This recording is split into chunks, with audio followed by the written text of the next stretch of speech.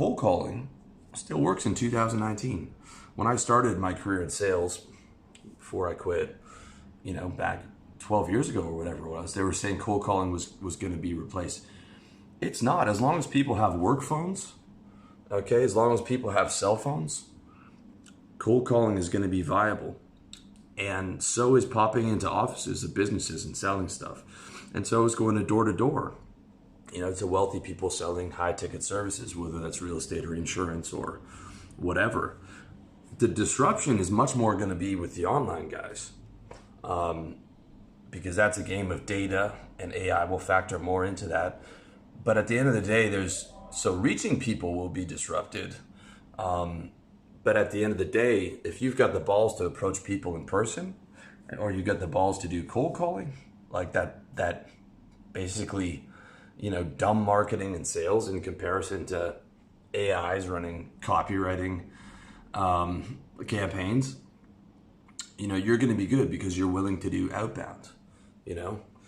If you're willing to work hard, you're willing to do outbound, and you're in a high margin service business, and you're doing everything you can to learn about marketing, to learn about sales, to learn about closing.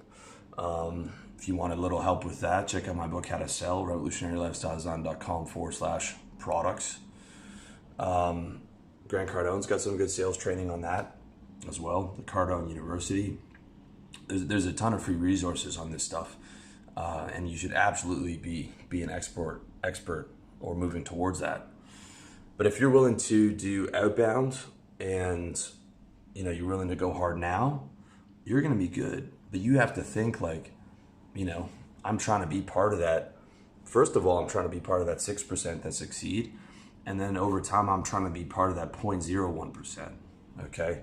Those guys who are able to, generate 7 figures, or generate like take home 250, 300, 400, continue to do that over time. Take that money, maybe put it into, back into ads, and then when you can't put any more back into your business, you put it into some investments, because the business is either growing or it's dying. So you have to have higher goals than some people who just say, hey, I just want to make $5,000 a month. That business is going to fail because it needs to be constantly expanding to prove that it's succeeding, and to build up a war chest, and to prepare if you're going to have lean years or something changes in the competitive landscape or AI comes up. You're going to be there. If you have money, you're good. Okay, if you have money and AI changes things radically 10 years from now, if you've got money, if you've got a war chest, you're good, man, because your job's not dependent on that. The entrepreneur's not going anywhere. It's the specialized type of worker, so you'll be able to pay the company running the AI or whatever to do whatever service you need for you to sell your real estate or your coaching, your insurance, or whatever the fuck you need to sell. So basically you need to work to beat that failure rate. You need to be in the right vehicle. Okay. Just by not starting a product-based business, you've given yourself a heads up or a head start because you've got no inventory.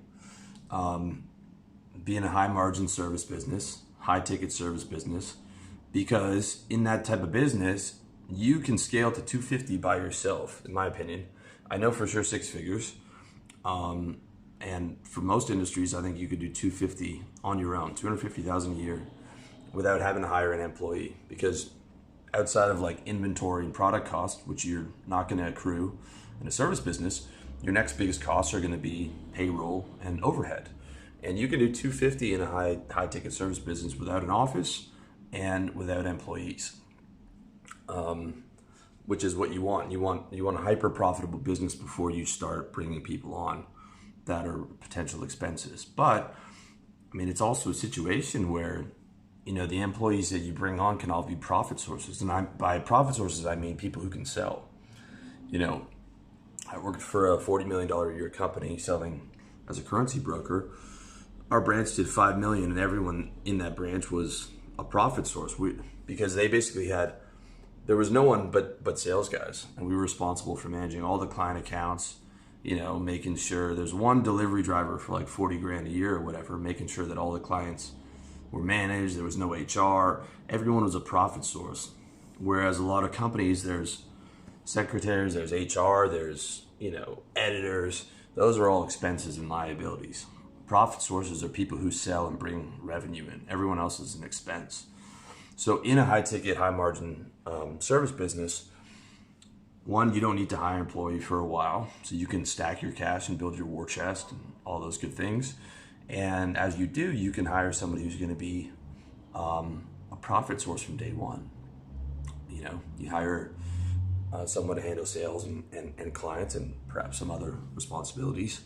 And you know that 60 grand you're getting from them is bringing you 200,000 a year or whatever those numbers may be.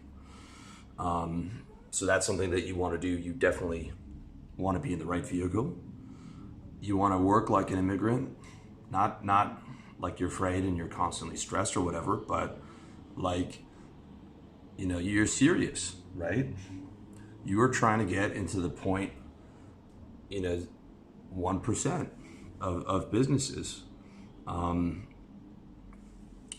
that do 7 figures. You're trying to take home 250, 300, 400 grand. You're trying to beat the odds significantly for the rest of your life.